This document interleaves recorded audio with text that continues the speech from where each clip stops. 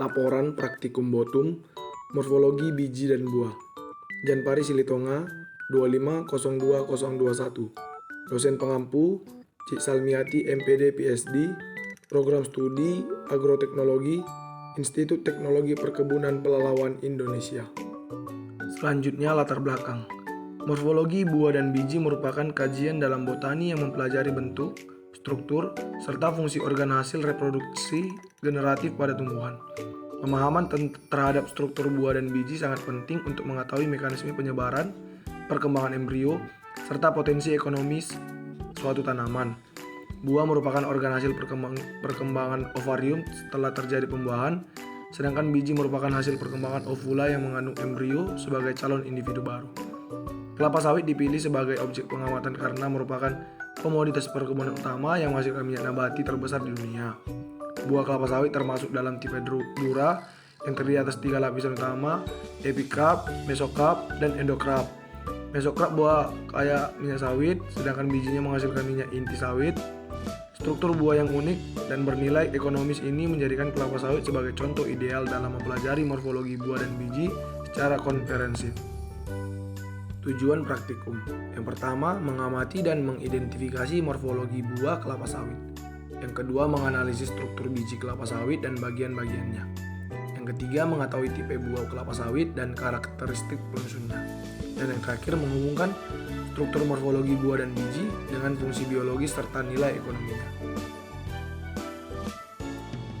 Selanjutnya, alat dan bahan yang sudah tertera di dalam video. Dan seterusnya itu ada cara kerja yang sudah tertampil di layar berbentuk video dan berbentuk gambar yang sudah saya tampilkan. Selanjutnya ada hasil dan pembahasan. Secara morfologi, buah sawit merupakan jenis batu yang memiliki struktur berlapis dari luar hingga ke dalam. Lapisan terluar adalah kulit licin yang berfungsi sebagai pelindung sekaligus indikator kematangan lewat perubahan warna dari hitam pekat menjadi merah jingga. Baik kulit tersebut terdapat daging buah berserabut tebal yang mengandung minyak CPO, kemudian diikuti oleh cangkang keras berwarna hitam yang melindungi bagian terdalam yaitu sawit atau kernel. Inti berwarna putih itu mengandung cadangan makanan serta minyak inti yang sangat vital bagi pertumbuhan embrio tanaman. Selanjutnya biji kelapa sawit. Biji kelapa sawit adalah bagian inti yang berada di pusat buah dan dilindungi oleh cangkang keras. Secara morfologi, biji ini memiliki lapisan luar berupa kulit ari tipis berwarna coklat gelap yang disebut dengan testa, yang berfungsi membungkus bagian dalam yang berwarna putih padat bernama endosperma.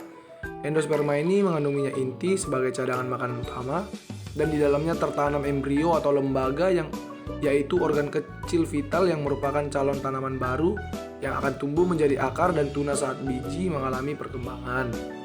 Selanjutnya ada kesimpulan atau saran. Buah kelapa sawit termasuk tipe drupa yang memiliki 3 lapisan perikarp, epikarp, mesokarp, dan endokarp.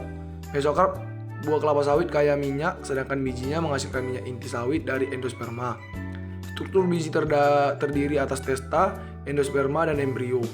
Pengamatan morfologi buah dan biji kelapa sawit memberikan pemahaman tentang hubungan antara struktur dan fungsi, serta relevansinya dalam industri perkebunan.